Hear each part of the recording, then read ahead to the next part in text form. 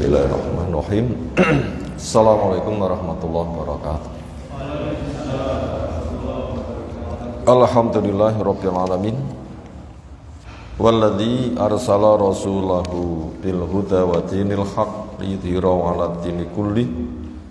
Wa kafa billahi syahida wa asyhadu an la ilaha illallah wahdahu la syarikalah. Wa asyhadu anna Muhammadan abduhu wa rasuluh. Allahumma shalli ala Muhammad wa ala alihi wa ashabihi wa man tabi'ahum bi ihsanin ila yaumiddin.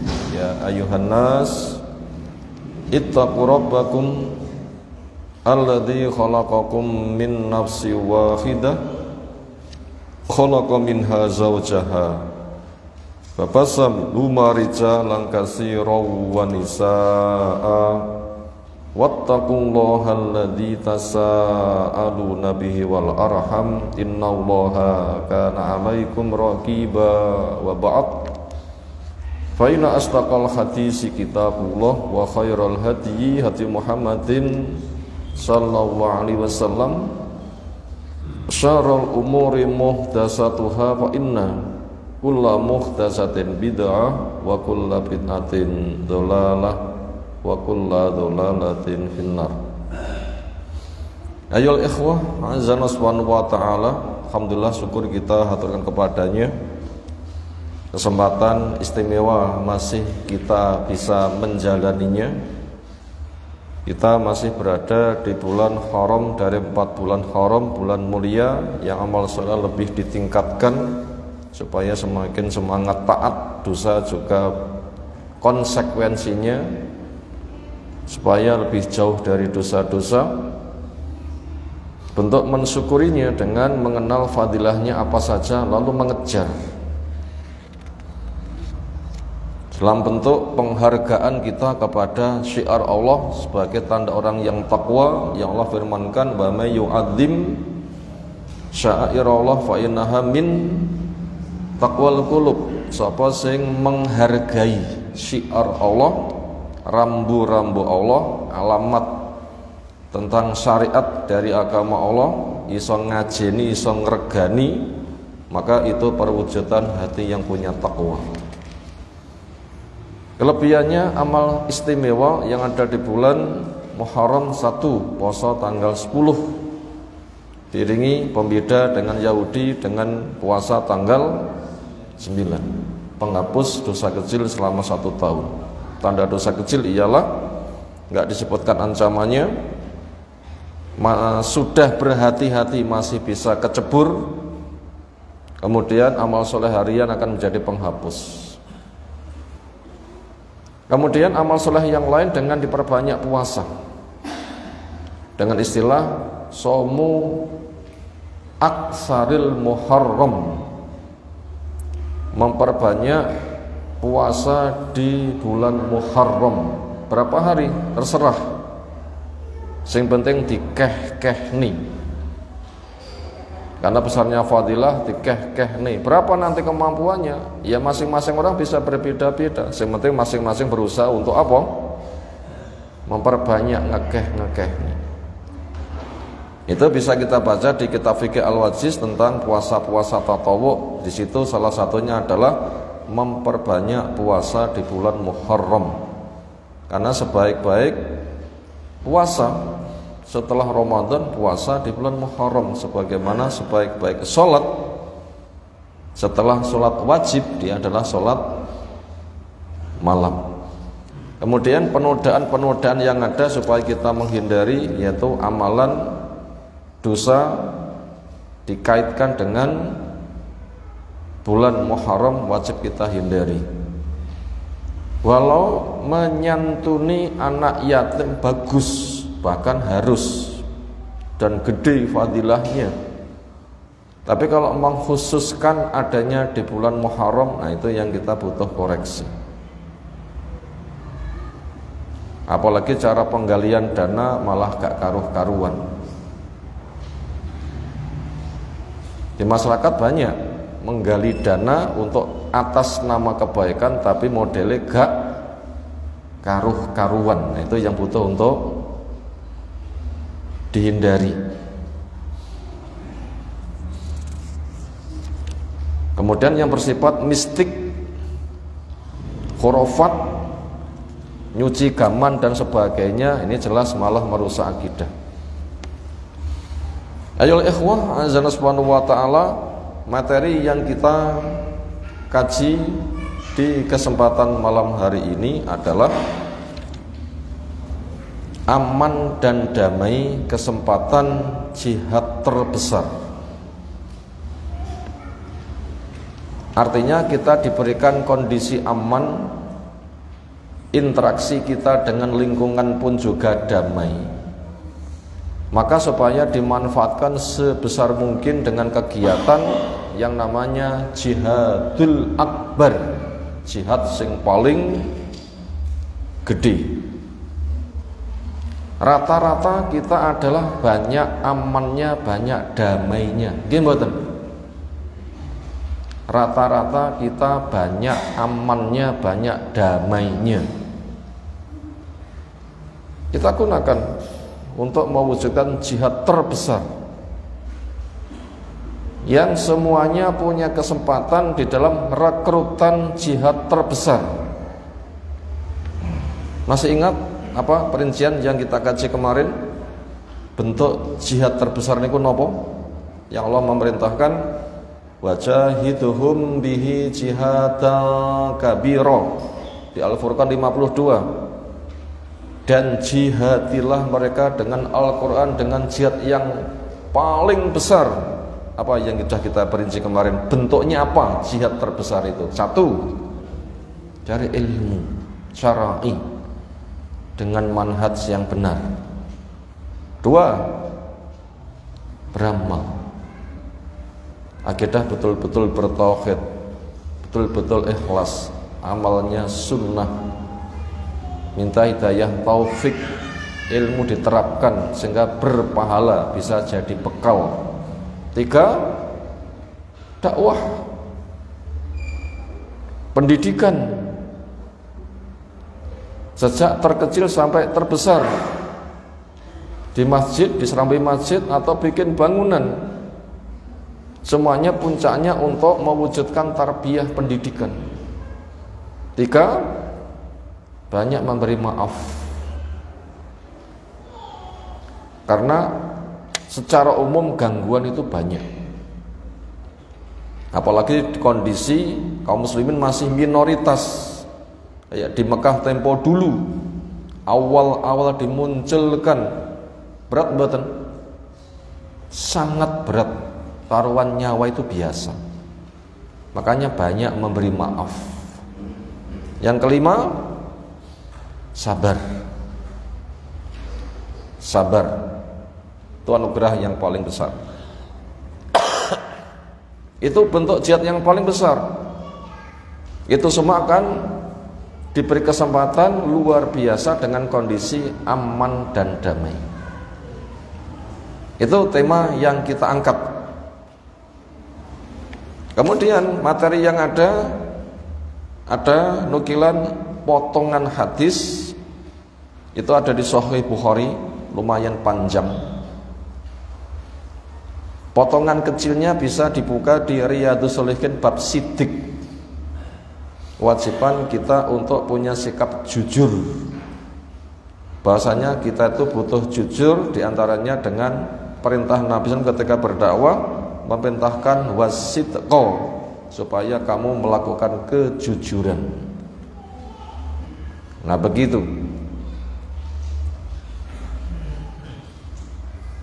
Insyaallah nanti akan kita baca bagian akhir bagaimana isi hadis itu sendiri. Kemudian dari hadis itu, ketika kita tarik maslahat dengan tema di atas, adalah hadis itu diantara imbas dari kejujuran Nabi SAW, sehingga ketika terjadi perjanjian itu bisa dipercaya dan aman. Dan Nabi SAW memanfaatkan damai itu untuk mewujudkan jihad terbesar. yang dikenal dengan perjanjian Hudaybiyah. Insyaallah nanti akan kita urai. Sekarang kita mengkaji poin demi poin. Yang pertama, sebab tema ini kita angkat, yaitu di dalam alam syariat bahwa sukses itu butuh sarana. Di mana kita telah memahami bahwa hukum yang Allah tetapkan itu ada yang kauni, ada yang syar'i. Hukum Allah bersifat kauni, memang Allah telah adakan tanpa melibatkan makhluk, memang Allah memberikan fasilitas kepada makhluk. Sejak dicipta langit, bumi, air, udara, tumbuh-tumbuhan, hewan, sungai, dan aneka ragam kekayaan, matahari terbit di timur, tenggelam di barat. Itu semua termasuk di dalam wilayah hukum kauni. Allah adakan tanpa dilibatkannya makhluk, yang itu semua Allah adakan sebagai sarana. Termasuk ketika bayi di rahim ibu umur 4 bulan, setelah ditiupkannya roh, ditulis 4 catatan. Apa 4 catatan itu? 1, jatah umur. 2, rizki. 3, kemampuan karya. 4, suka duka. Itu Allah tetapkan itu. Sehingga tugas kita, kamu diberi umur, kamu gunakan untuk apa? Nah, itu tugas kita. Rezekimu secara sebab kamu ambil halal po haram, lek wis kecekel tok nggo apa. Nah, gitu letak kiprah kita. Kamu punya kemampuan berkarya, kamu gunakan untuk ketaatan atau untuk kemaksiatan. Tugas. Suka yang kamu diberi, bagaimana kamu menggunakan modal syukur. Musibah yang tertimpa kepadamu, bagaimana kamu menggunakannya sebagai modal sabar. Tugas kita ada di situ. Makanya ada hukum kauni, ada hukum syar'i. Di dalam hukum syar'i, Allah bikin sebab, Allah bikin akibat. Yang itu juga termasuk sudah dituntunkan kepada kita dalam bentuk doa. Allahumma inni as'alukal jannata wa ma qarraba ilaiha min qaulin au amalin. Ya Allah, saya minta kepadamu surga dan perkara yang bisa mendekatkannya, entah ucapan maupun perbuatan. Wa a'udzubika minan nar wa ma qarraba ilaiha min qaulin au amalin. Jauhkan saya dari neraka dan perkara yang mendekatkannya, entah ucapan maupun perbuatan. Di situ bentuk syar'inya, ada syariat, diberlakukan hukum sebab akibat. Surga ada sebabnya, tempuh. Neraka ada sebabnya, supaya aman, jauhi. Itu syariat. Yang ini telah ditawarkan kepada langit, kepada bumi, kepada gunung-gunung. Mereka nggak sanggup, manusia yang menyanggupi. Itulah manusia dicipta untuk beribadah. Nah, begitu. Kemudian contohnya kesuksesan di dalam peperangan, maka di sana juga butuh sarana-sarana, entah betulnya pemimpin, jelasnya syariat, solidnya dukungan, luasnya wilayah lengkap dengan sarana dan siap berjuang. Nah, itu semua itu kan butuh sarana. Untuk kasus perjuangan di dalam alam syariat, Allah tidak memberlakukan firman-Nya kun. Allah menghendaki wong sak donya dikatakan kun, iman niku saged mboten. Ya ayuhan nasu kunu mukminin. Manusa awamu kabeh dadi wong sing iman. Imane memiliki kadar iman kaya imane sing paling iman kabeh sama. Bisa enggak? Bisa. Kalau itu terjadi namanya menjadi kauni. ketetapan sebagai sarana. Sementara kalau syar'i itu melewati sebab, makanya nggak dibikin seperti itu. Maka ada sunnatullah, ada ritmenya, ada alurnya, ada jalannya, ada sebab-sebabnya. Maka tempuhlah sehingga nanti akan dijanjikan untuk diberikan hasil. Itu namanya syar'i. Nah, itu semua itu butuh sarana. Ini sebab kenapa tema ini kita angkat, bahwa di dalam alam syariat sukses itu butuh sarana. Nomor 2, tujuan tema ini kita angkat yaitu mensyukuri nikmat aman dan damai sebagai sarana perjuangan yang luar biasa. Aman yang sedang kita rasakan, damai yang kita rasakan, kita nanti akan ditanya, kok iseni penggawean opo? Biasanya tiang berjuang itu semangatnya wonten medan juang apa wonten kondisi damai? Biasanya semangat berjuangnya wonten kondisi perjuangan, wonten apa wonten kondisi damai. Biasanya wonten kondisi perjuangan itu sering daya juangnya itu luar biasa. Kondisi damai itu sering banyak orang terlena. Nganti enek unen-unene tiyang Jawa napa? Huruf Jawa kuwi lek dipangku mati. Kondisi aman damai mek entek kangge napa? Mangan turu ngoten nggih. Nggih. Seringnya begitu. Kita nanti akan dihisab. Allah memberikan kondisi aman bukan untuk mangan turu. Allah memberikan kondisi damai bukan untuk kepentingan itu. Bernikmat, nikmat itu bila ada di surga. Dunia bukan tempat untuk bersantai. Dunia tempat untuk berkarya. Wa ma khalaqtul jinna wal insa illa liya'budun. Mengemban tugas ibadah. Laqad khalaqnal insana fi kabad. Manusia dicipta untuk selalu rebek berjuang. Gak bisa digunakan untuk mangan turu, artinya santai-santai, bukan, tetapi sebagai media perjuangan. Makanya karena syukur itu berat, makanya butuh kita dorong. Tujuan tema kita angkat adalah mensyukuri nikmat aman damai sebagai sarana perjuangan yang luar biasa.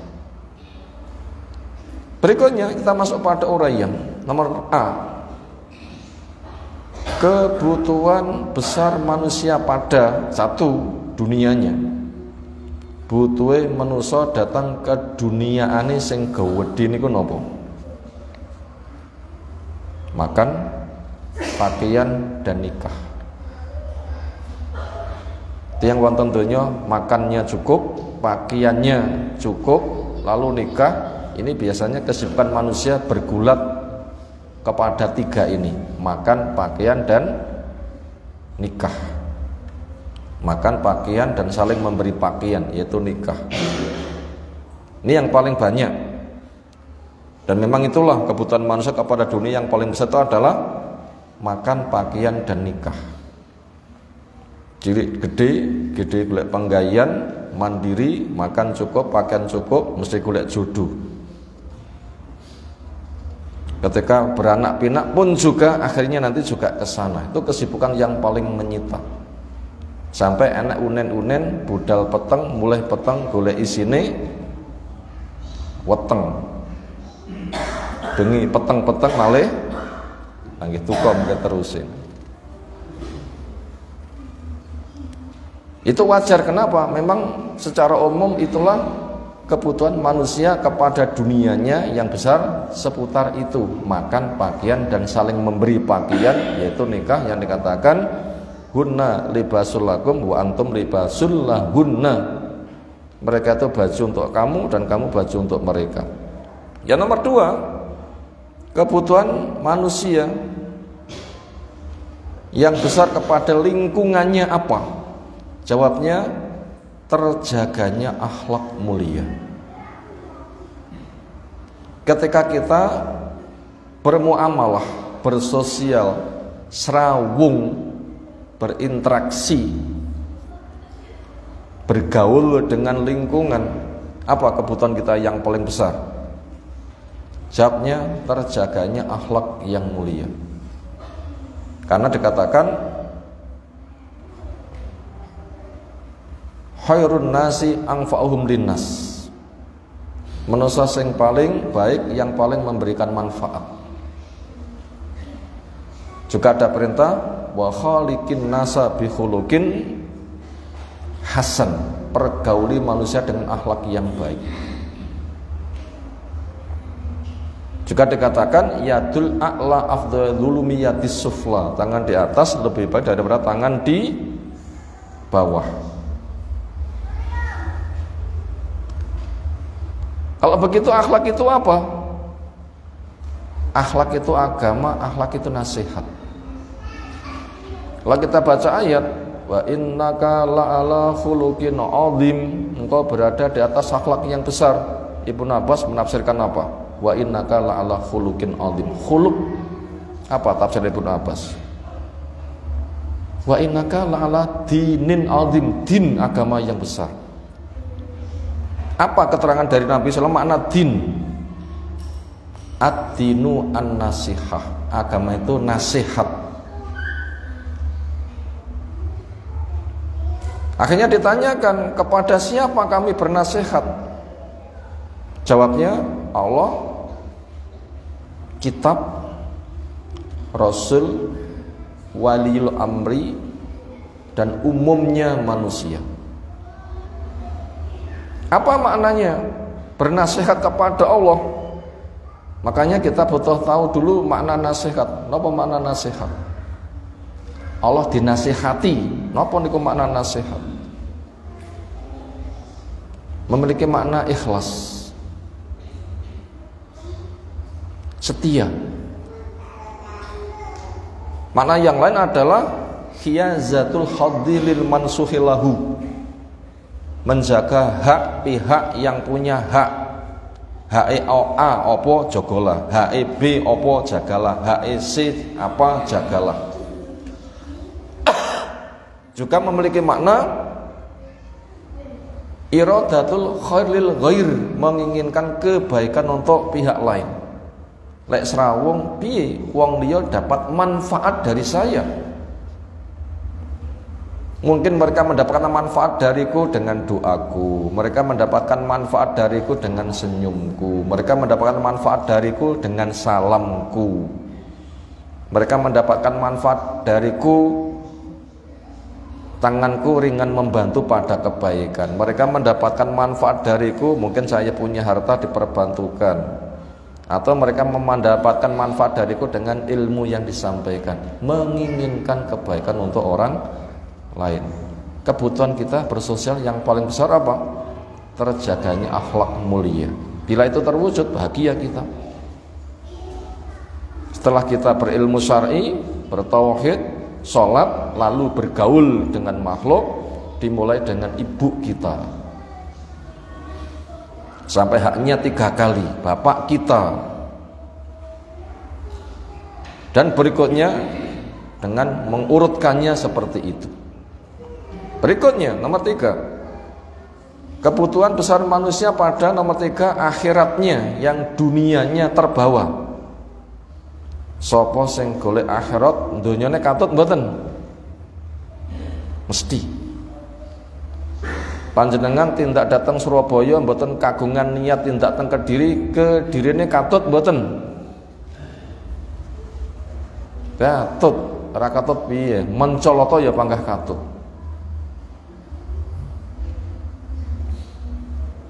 Makanya siapa yang berpikir akhirat, dunia itu juga akan dibenahi. Berpikir yang besar, kecil akan terbawa. Apa kebutuhan manusia yang besar kepada akhiratnya, otomatis dunia akan terbawa? Satu, yaitu agama dengan iman, Islam, dan ihsan. Iman itu bisa diterjemahkan dengan betulnya akidah tauhid, mengagungkan Allah, Allah yang disembah, cara Allah yang dipakai, rahmat Allah yang diharapkan. Islam itu perilaku badan kita full dengan ketaatan, dimulai dengan sholat. Berikutnya sosial. Zakat termasuk bagian sosial. Puasa ngerim juga untuk mengembangkan fungsi sosial. Haji pun juga punya dampak ke sana. Kemudian itu semua dikerjakan dengan ihsan. Rumongso diawasi oleh Allah sehingga harapannya surga kuat, takutnya ke neraka kuat, sehingga semakin takut neraka, semakin punya niatan masuk surga, nanti semangat ketaatannya luar biasa. Maka dengan iman, ihsan, iman, Islam dan ihsan, itulah kebutuhan manusia yang paling besar kepada akhiratnya seperti itu. Nomor 4, kebutuhan manusia yang sangat besar kepada kegiatan sosialnya apa? Jawabnya, dakwah dengan kondisi aman dan damai. Ketika kita bersosial, supaya bersosial kita tuh paling bagus, kita butuh memberi kepada masyarakat. Pemberian apa yang paling bermanfaat yang bisa kita berikan pada lingkungan? Apa itu? Ilmu. Kenapa kok begitu? Karena dikatakan Nabi SAW, khairukum man ta'allamal Qur'an wa 'allamahu. Orang yang paling baik di antara kamu siapa? Yang mempelajari Al-Quran dan mengajarkannya. Itu terbaik itu. Dan kita sudah membaca 23 judul fadilah dari dakwah, ringkasnya dengan kata-kata itu. Nah, karena ketika orang itu bergaul sosial, sumbangsih yang paling bagus disumbang kepada masyarakat, dan itu termasuk dari jenis infak, itu dengan cara berdakwah. Maka daripada itu kondisi aman dan damai gunakan sebaik-baiknya untuk mensukseskan dakwah itu sendiri. Itu tadi uraian bagian yang nomor A sudah kita sampaikan. Sekarang kita masuk uraian bagian yang B. Aman dan damai lebih penting daripada makan dan minum. Dari mana ini bisa kita ketahui? Setidaknya kita bisa membaca 2 ayat. Pertama di Al-Baqarah 126. Dan kita mengatakan begitu bukan hasil penelitian kita, walaupun kita bisa membuktikan. Yang paling utama itu memang instruksi pemberitahuan dari Allah Ta'ala.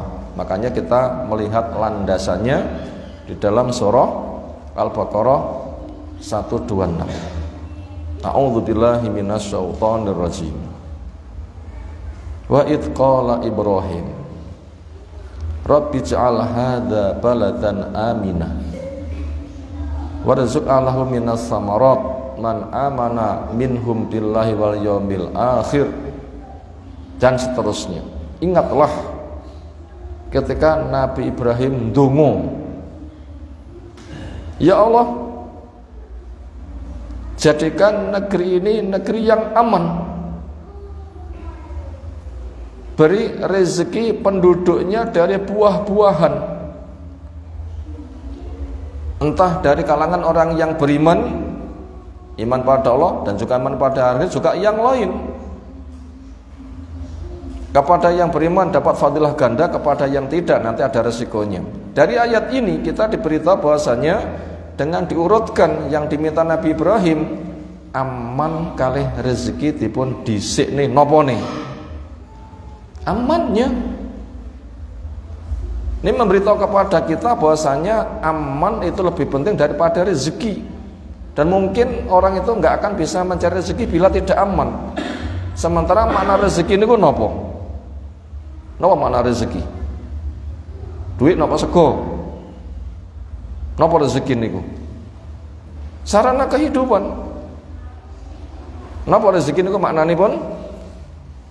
Sarana kehidupan. Dari sekian banyak sarana kehidupan, aman itu yang paling penting. Dengan aman, kondisi lingkungan terjaga. Dengan aman, bekerja dengan tenang. Dengan aman, belajar dengan tenang. Dengan aman, dakwah juga dengan tenang. Dengan aman, pokoknya berbagai macam kegiatan itu butuh kondisi aman. Ini memberitahu kepada kita bahasanya aman itu lebih penting daripada makan dan minum. Makanya kondisi aman itu jangan sampai dinodai. Itu sangat membahayakan sekali. Dan aman itu merupakan buah dari iman. Waladina amanu walam yalbisu imanu bidzulmin ulaika lahumul amnu. Orang yang beriman, yang imannya enggak bercampur dengan zalim, dengan syirik, maka akan diberikan aman. Allah memberikan aman dari neraka saja bisa, aman dunia kan lebih mudah. Walaupun ada perang pun juga aman. Kenapa? Kesempatan mati syahid kan tetap aman juga kan. Ketika nggak ada peperangan, bisa leluasa dakwahnya, kan tetap berfadilah besar. Nah itu pentingnya kondisi aman yang sangat luar biasa, lebih penting daripada makan dan minum. Kemudian ayat yang lain juga bisa dibaca di surah Ibrahim yang ke-35, kurang lebih intinya adalah semisal. Berikutnya masuk bagian yang C, Sulhul Hudaybiyah, di antara contoh dengan sebab aman dan damai sebagai sarana jihad terbesar. Sekarang kita belajar sejarah. Sulhul Hudaybiyah niku terjemahannya nopo? Perdamaian Hudaybiyah. Tahun pinten?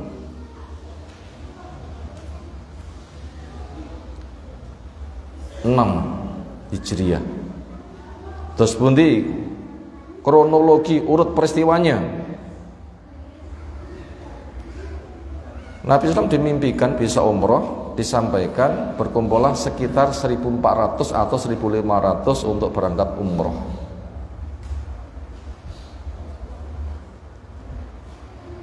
Juga membawa senjata tetapi disembunyikan hanya untuk jaga diri. Ketika hendak masuk ke area sana, itu dalam keadaan senjata yang ada hanya sebatas untuk menyembelih binatang yang nanti akan dihadiahkan. Kelasnya lading, bukan alat perang. Sampai di Hudaybiyah ternyata terpantau oleh orang Quraisy. Akhirnya terjadilah perundingan. Kemudian dikirim juru runding Nabi SAW, akhirnya tertunjuklah Utsman karena sangat wibawa dan nyungkani. Wong Quraisy seperti apapun yang menghadapi Utsman itu ya hormat. Makanya Utsman itu disilahkan datang ke sana untuk menjelaskan. Nah, nanti ditompo. Semula ditunjuk Umar, wah tunjuk aku ya gelut ae ngono ya. Utsman, malaikat saja sungkan loh ya. Malaikat Mamun itu sungkan. Ketika hari raya Nabi SAW itu di rumah santai-santai, kainnya sebagian tersingkap sehingga sebagian kakinya tampak, sebagian pahanya. Abu Bakar teko, Nabi nggak berbenah, santai wae. Umar teko santai. Begitu teko Utsman langsung dibuwunai sandangan. Duh, jenengan kok ngoten? Abu Bakar, Umar rawuh biasa, Utsman malaikatnya sungkan lah.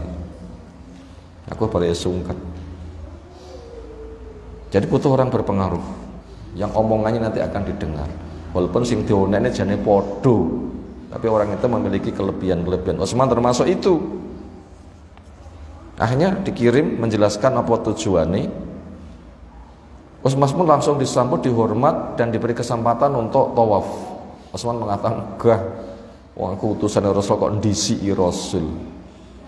Ya berarti masak niku masakne Rasul. Aku sebatas anu mosok mangan dhisik. Pantes mboten kira-kira? Anak masak masakne tiyang sepah, mengke lawe anak milih dhisik, pantes mboten kira-kira? Wong tuane urung anake wareg dhisik, pantes mboten? Ya mboten pantes. Nah, karena mereka hormat kepada Utsman, ternyata diberi kesempatan untuk menginap berhari-hari. Lalu terdengar isu, napa isune? Utsman dibunuh. Ini ngati-ngati isu seperti itu. Utsman dibunuh. Santer sekali berita Utsman dibunuh. Itu apabila kita nggak teliti, berita kayak begitu bisa membuat resiko yang sangat besar. Makanya dosa mulut itu hati-hati.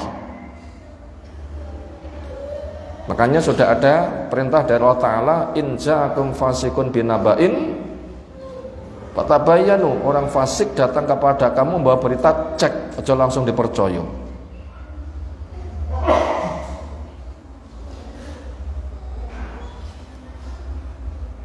Apakah satu dan kamu suka? Gimana itu? Menimbulkan musibah karena sebab kebodohanmu ketika ceroboh, akhirnya kamu menyesal. Sing gampang pekan itu berita kematian. Pak Din mati, padha rame-rame teko nyang omah, bano ya orang mati. Kayak pernah dikabari ngono ki mati dongi keroyo-royo teko kono. Kono plongo. Mboten wonten tiyang mati mriki niki tasih segelane kelombai. Oh, mati-mati mendengar berita. Maka dicek dulu. Bila sampai menimbulkan petaka, nanti ada ancaman yang lebih mengerikan. Wa innal abda la yatakallamu bi kalimatin ma yatabayyanu biha yazilu biha ilan nar ab'ata minal masyriqi wal maghrib. Ada seorang hamba ngomong sepatah kata yang enggak ia kontrol, ternyata dengan sepatah kata yang ceroboh tadi dia bisa kepleset kecebur neraka yang kedalamannya lebih jauh daripada jarak timur dan barat. Makanya hati-hati, berita itu jangan gampang-gampang disiar nih. Di Quran pun juga ada petunjuk namanya hadisul ifki. Napa hadisul ifki niku? Berita bohong. Napa kasusipun? Bu Aisyah dituduh, diisukan zina. Sinten lakinya? Sofwan bin Mu'attal. Terus pun kisah ringkese. Biasanya Nabi Shallallahu alaihi wasallam ketika safar diantaranya perang itu mengundi istrinya siapa yang ikut. Bu Aisyah itu sering. Kasus itu Bu Aisyah yang mendapatkan. Akhirnya Bu Aisyah pun juga mendampingi Nabi dengan berhias. Nah, ketika sudah siap berangkat, gerayah-gerayah, loh kalungku nyanti. Terus muduk. Si pengangkut tidak ngerti lek wonge. Masalahnya ngeten nggih. Wonten unta, wonten omah-omane ngaten lho. Napa niku jenenge omah-omane wonten dhuwur unta niku napa? Bu Aisyah niku dipun angkut wonten mriku. Diselehne Bu Aisyah metu, wayah budal mlebu terus diangkat, terus dilakokne. Niku pun ketok mlebu. Matune mboten dipun semerapi. Dikira sing tugas sing ngunggah ngedukne pun wonten jero. Lho apa enggak curiga diangkat enteng. Lho cek langsing kok. Ya ora patek beda. Lek gendut ngoten nyelagek, iki langsing. Ya ora kira petugasnya datang nginceng pun ngerti. Tak delok enek ora wong. Wani mboten ngoten niku. Orang kerjaan ndak boleh nginceng bojone wong. Akhirnya berangkat, akhirnya ketemu kalung sing ceblok tadi menuju kepada onta, wis budal. Akhirnya gak iso nguyak, pertimbangannya tak nek kene lek kelangan bojo goleki. Ya mau apa lagi? Ketika tertidur wajah terbuka, Sofwan bin Mu'attal yang biasa ngendel, napa ngendel niku? Lek mlaku niku bahasane pancen rendhek ngoten nggih. Sekono teko ngendi kene sik segleng ngoten. Begitu tahu langsung istirja, innalillahi wa inna ilaihi raji'un, karena sudah pernah tahu Bu Aisyah ketika masih kecil, sekarang ketika itu terbuka tahu itu Bu Aisyah. Hanya kata itu saja yang terungkap, Bu Aisyah krungu langsung terbangun. Setelah itu onta derumkan, Bu Aisyah disilahkan naik. Ketika berdiri, Sofwan melaku sikil kali nuntun. Bu Aisyah wonten dhuwur, Sofwan ku melaku. Wonten mriko pun wonten kasak kusuk. Napa? Rasul kelangan istri, grupe teko iki kok istri gak enek. Dari jauh itu ada asap mengepul. Dongitipun tunggu, cedek sinten? Ada dua manusia, sinten? Sofwan dan Bu Aisyah. Kesempatan orang munafik membuat berita palsu namanya hadisul ifki. Napa? Berita yang diisukan. Dah wong loro, lanang wedok jek enom. Ayo nyapon neh. Apalagi perempuannya masih muda. Suaminya tua. Suami siji wis tua diruyuk wong songo. Jek enom pe jek butuh-butuhe. Saiki wong loro ayo nyapo. Isu napa ngoten niku kira-kira. Dan itu santer. Sampai ada dua sahabat Nabi yang tersangkut kasus ini. Akhirnya kena hukuman, masuk kategori nuduh tanpa bukti, akhirnya cambuk 80 kali. Sinten lagi perempuan kalangan sahabat sing kena terhasut kasus niku sinten? Satu, Hasan bin Sabit kalau tidak salah, cambuk 80 kali. Kedua, Hamnah, sinten? Saudara perempuan Zainab bintu Jahas, ipar Nabi SAW sendiri, orang dekatnya Nabi SAW, kena. Oh itu lo berat kan ya. Makanya Utsman ditahan, ada isu katanya dibunuh. Wah ini kudu ngati-ngati. Lalu langkah Nabi SAW ketika mendapat informasi ini belum diputuskan, bener apa ndaknya, membuat antisipasi. Apa antisipasinya? Yaitu mengadakan pembaiatan para sahabat. Ada berita Utsman ditahan atau mungkin dibunuh. Bila betul siapapun tahu utusan itu tidak boleh untuk dibunuh, sekarang kok begitu, kita nanti bila betul dia terbunuh siap membela darah Utsman sampai penghabisan, namanya baiatul maut. Setia membela Nabi, membela Utsman sak mati ini. Nah begitu. Ternyata Utsman pulang dalam keadaan aman. Akhirnya isi perjanjian itu apa? Satu, perdamaian tidak perang antara orang Quraisy musyrik dengan Nabi SAW selama 10 tahun. Itu namanya Sulhul Hudaybiyah. Haji ditunda tahun depan, bukan haji, umroh tahun 7. Itu pun hanya 3 hari. Dan yang semisal. Nah akhirnya dengan Sulhul Hudaybiyah ini berarti tidak ada peperangan antara Quraisy dengan Nabi SAW. Mekah Madinah nggak ada peperangan. Inilah yang digunakan Nabi SAW untuk mewujudkan jihad yang paling besar. Sekarang apa? Jihad yang paling besar yang dimanfaatkan Nabi. Mumpung tidak ada peperangan dengan Quraisy, kita aman. Apa yang diperbuat Nabi SAW? Mewujudkan jihad yang paling besar. Napa niku? Mengembangkan dakwah ke seluruh penjuru negara yang bisa dijangkau. A dikirim ke negara A, B dikirim ke negara B, C dikirim ke negara C, dan seterusnya. Banyak utusan. Nah itu termasuk jihad yang paling besar, yaitu ilmu, amal, dakwah, banyak memberikan maaf dan sabar. Akhirnya itu maksimal. Nah, salah satu yang mendapatkan surat dakwah Nabi SAW itu adalah Heraklius, Romawi. Pucuk pimpinannya namanya Herakl. Nah, ketika mendapatkan surat dakwah dari Nabi SAW yang isinya aslim taslam, Islamo kamu akan selamat.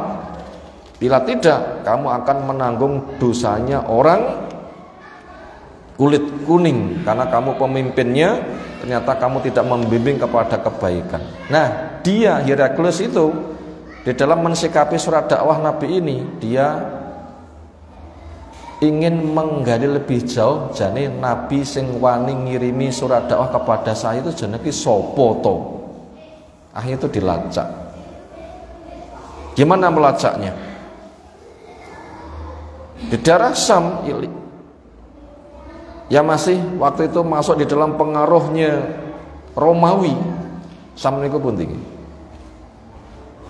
Jazirah Arab bagian utara. Meliputi di sana ada Palestina, ada Yordan, seputar itu. Itu yang masih berada pada pengaruhnya Heraklius. Dia ngecek ke situ karena ada musim tertentu pedagang-pedagang Arab itu dagang ke sana. Akhirnya carilah orang Arab yang berdagang ke sini, mampirkan, saya akan tanya karena saya mendapatkan surat dakwah dari wong Arab, mbok menawa dia kenalkan saya lacak jane sing ngaku dadi nabi iki kaya apa. Lah ketepaan yang ditemui, dimampirkan untuk ditanya, kuwi grup Abu Sofyan. Jeneng Abu Sofyan niku nggih termasuk bose Mekah. Niku nggih mara tuwane Nabi tapi nggih musuhi. Napa masalahe? Anakipun Abu Sofyan Romlah iku Islam, bapake permusuhane sengit. Dia termasuk hijrah ke Ethiopia, suaminya murtad, masa iddah habis dinikahkan dengan Nabi. Itu akhirnya begitu. Itu diantara kekerabatannya, di balik itu memang juga ada kekerabatan yang lain, mungkin apa minduan apa turun telus putar itu. Tapi yang jelas itu secara silsilah nasab itu dekat, sehingga bila ditanya tentang Nabi itu mesti ngerti. Nah begitu. Maka akhirnya dia dimampirkan, mau ditanya, tapi nggak ngerti bahasanya, maka melewati penterjemah. Nah sekarang kita baca materi yang ada, satu halaman tulisannya hadis itu panjang, niki saya penggal saja intisari kisahnya. Nah sama mereka ngaji hadis ya, niki ngaji kitab kan niki. Semakana kemudian ada awalama sa'alani, pertama kali yang Heraklius tanya kepada saya anhu tentang Nabi Muhammad SAW, lewat penterjemahnya tentunya. Ankola, si penterjemah nanya, kaifa nasabuhu fikum, bagaimana kedudukan nasab dia di tengah-tengah kamu. Kultu, saya jawab, huwa fina dzu nasabin, dia di tengah-tengah kami punya kedudukan nasab bahkan mulia. Bapakipun Nabi sinten asmanipun? Abdullah, duluripun kathah. Terus ke atas ada Quraisy, ada Kinanah, silsilahnya akhirnya menjurus kepada Nabi Ismail. Nasab Arab paling tengah, terbaik. Dan nasab ini dalam Arab itu sangat dikenal dan mereka bangga. Maka di sana pun juga ada ilmu khusus namanya ilmu pelacakan nasab. Kayak kita sami paham mboten? Mbah buyut kita sami 4 di atas sinten namine? Lah kula mawon namine mbah kula mboten semerap. Putune ra ngerti jenenge mbahe. Sinten? Kula mboten semerap. Napa? Ya pancen mboten cethuk blas, ya jarang diceritani. Lagi akhir-akhir menika jenenge anu. Tasik pirang tahun iki lagi ngerti. Nah begitu. Jadi mereka itu nasabnya sangat dikenal dan sangat memuliakan silsilah. Makanya dia punya kedudukan penting. Qala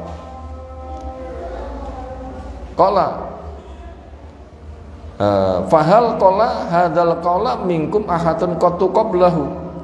Fahal, maka apakah qala hadzal qala, mengatakan ucapan ini, yaitu ngaku jadi nabi, minkum di antara kamu ahadun, seseorang qatu qabla, sebelumnya. Saiki enek wong sing ngaku dadi nabi, sadurunge enek enggak?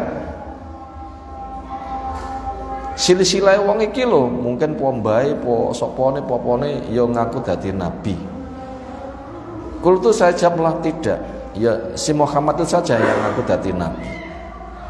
Qala, ia tanya lagi, fahal kana min abaihi min malik, apakah ada di antara leluhurnya yang jadi raja? Pae apa mbahe apa mbah buyut atau sopo yang jadi raja, apa ada? Kultu saya jawab, lah, enggak ada. Kalau ia tanya lagi, fa asrafun nasi yatabiunahu am du'afa'uhum, maka apakah mulianya manusia yatabiunahu yang mengikuti menyambut dakwahnya, am du'afa'uhum atau orang yang lemah? Yang ngaku dadi nabi ketika berdakwah rata-rata sing nyambut sopo? Tokoh masyarakat atau awamnya? Kultu saya jawab, bal, tetapi du'afauhum, orang awamnya, orang yang lemahnya. Kalau ia tanya lagi, ayazidun am yang kusun, pengikutnya nyelosui tambah atau mungkret, berkurang? Kultu jawab, bal yazidun, tetapi semakin berkembang. Bahkan orang Quraisy jengkel. Kenapa begitu rupa kayak magnet saja, gampang kepincut mengikuti dakwah Rasulullah SAW. Semakin bertambah. Kalau ia tanya lagi, fahal yartadu ahad, apakah ada yang murtad seseorang minum dari mereka, sakhtatan karena benci lidini kepada agamanya, ba'da ayat khulafi setelah masuk, ada yang murtad? Enggak. Kultu saya jawab, tidak. Upomo enek niku pantes mboten? Upomo enek pantes mboten? Pantes nopo? Sangat berat berislam di kondisi awal. Saat menika kita ketahuan beragama Islam biasa-biasa napa terancam. Wekdal semanten konangan Islam pun langsung dikeruyuk memet. Itu andakan ada yang murtad itu pantas, karena saking beratnya. Ini kira-kira kita sami bareng ngaji ngeten iki konangan keluargane dikok mulai karo Mbah Lurah digebu, kira-kira wani ngaji malih mboten kira-kira. Kapok kira-kira, bah aku malu ngaji pisan karo teko omah diajar pol-polan. Ngoten, nyapa suwi ra ketok ngaji. Wah, aku udah ngaji memet. Dikala itu yang murtad tidak ada, padahal itu sangat berat sekali. Ini menunjukkan pengikut yang sangat militan.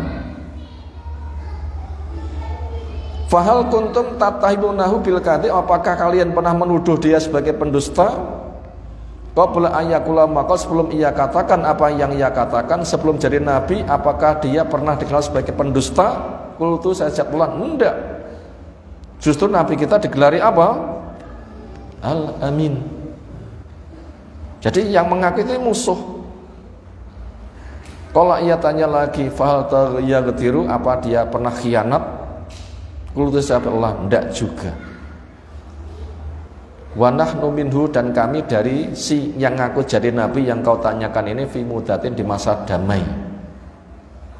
La nadri, kami tidak tahu mahwa fa'il, apa yang ia kerjakan via di masa damai.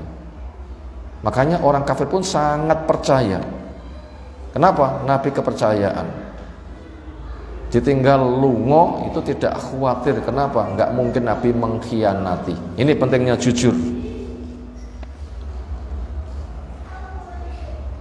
Qala Abu Sufyan cerita, walam tumakinuni, tidak memungkinkan kepadaku kalimatan, sebuah kalimat, udkhilu fiha, yang saya susupkan saya sedikit pun, ghairu hadil kalimat, dan kalimat ini. Jadi Abu Sufyan itu enggak wani nambah dan ngurangi, antara iya dan tidak, hanya gitu saja. Napa masalah? Bape pun diketik. Aku tak tekon wong iki. Lek nganti ngapusi, katakan ngapusi. Akhirnya Abu Sufyan ya rawani lho nggih. Wah, aku muni ngapusi, anak buahku muni ngapusi, aku ya wirang ning ngarepe raja. Diketik niku napa? Jadi kunci dulu. Ikatan perjanjian untuk jujur. Nah begitu. Itu jawabannya jujur. Qala Abu Hirakl tanya lagi, fahal qataltumu, apa kalian perang dengan dia? Qultu saya jawab, na'am, iya. Kaifa kana qitalukum, iya, bagaimana hasil peperanganmu dengannya? Qultu saya jawab, al harbu bainana wa bainu sijal, dru, napa dru niku? Ya nalumina, kadang dia menang dari kamu, dari kami, wa nanaluminu, kadang kami menang dari dia. Pada perang Badar kami KO total. Pasukan kami 70 mati. Pasukan kami 70 jadi tawanan. Kami duka berat. Akhirnya setahun berikutnya kami perang Uhud. Baru kami dapat pulian.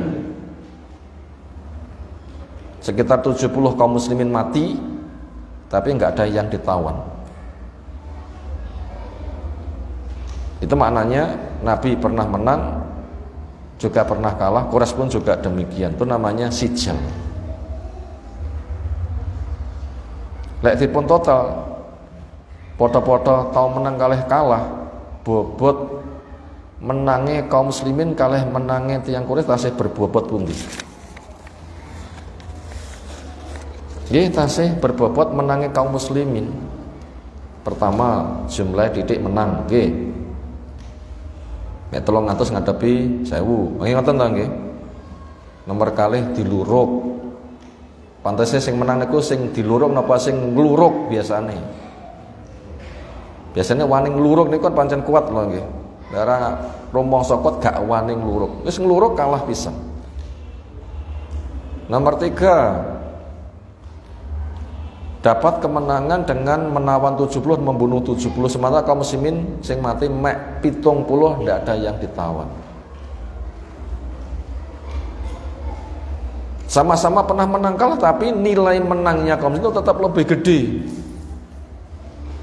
Di balik itu dampaknya luar biasa. Nah, itu terlalu luas bila kita urai. Berikutnya, kala mada ya'murukum, wong sing ngaku dadi nabi kuwi lek dakwah sing diperintahne opo? Yakul, ia menjawab, ubudullaha wahda, sembahlah Allah saja. Wala tusyriku bihi, jangan kamu melakukan kesyirikan. Jadi inti sari dakwah Islam tiyang kafir itu paham mboten? Paham mboten? Amat sangat paham. Ini Abu Sufyan bisa mengikuti. Oh butullah wala tusyriku bihi syai'a, paham. Tapi kenapa ketika sudah paham kok nggak menerima dakwah? Nah, disitulah hidayah.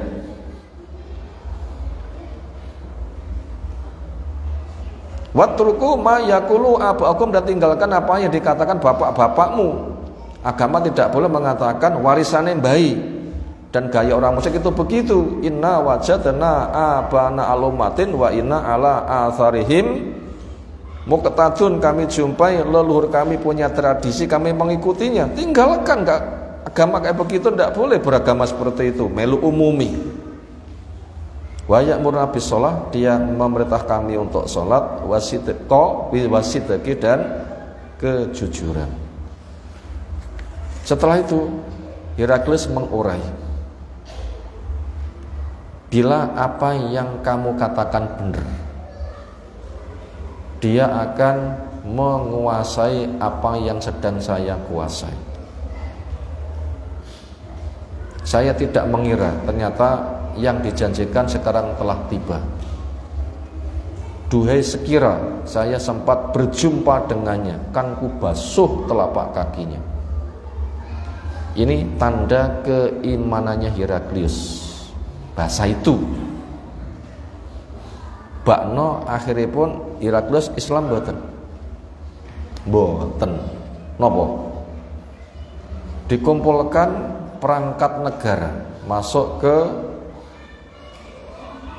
gedung besar. Setelah masuk, kunci dari luar ditawarkan, maukah kalian menerima keberuntungan? Apa itu? Aku untuk surat dakwah telah saya cek, ternyata isinya persis bagaimana isi kitab, karena dia itu memang ahli kitab. Belajar agama Nasrani itu betul-betul mendalam. Tanda-tanda Nabi itu apa itu tahu. Makanya yang ditanyakan tadi kan lepukan kitab itu enggak mungkin itu. Sekarang terimalah Islamlah, baiatlah. Gimana tanggapan umat? Langsung bubar, lebih cinta dunianya daripada akhiratnya. Akhirnya Heraklius rumangsa sendirian, gak ada pendukungnya. Melayu kabeh bubar. Akhirnya mau metu gak iso. Napa? Pun dikunci kon njaba. Dikatakan balio, sik to aja salah tompo. Aku ki mek njajaki kesetiaan kalian kepada agama. Kan ternyata kalian setia. Gak leta ajak pindah. Mereka langsung menyembahnya. Itulah kisahnya putus imannya siapa? Heraklius, naudzubillah min dzalik.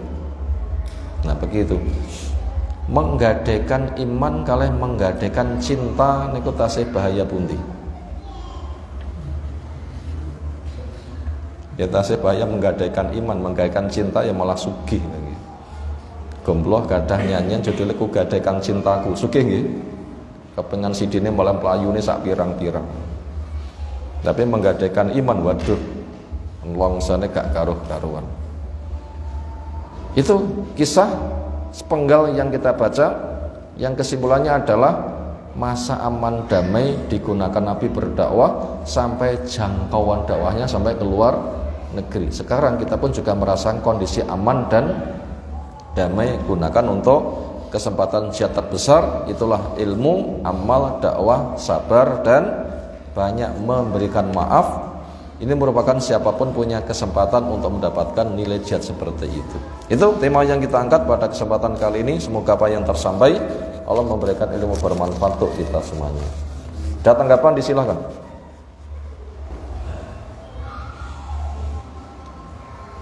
Sekira cukup istirahat. Subhanakallahumma bihamdika asyhadu an la ilaha illa anta astaghfiruka wa atubu ilaik. Assalamualaikum warahmatullahi wabarakatuh.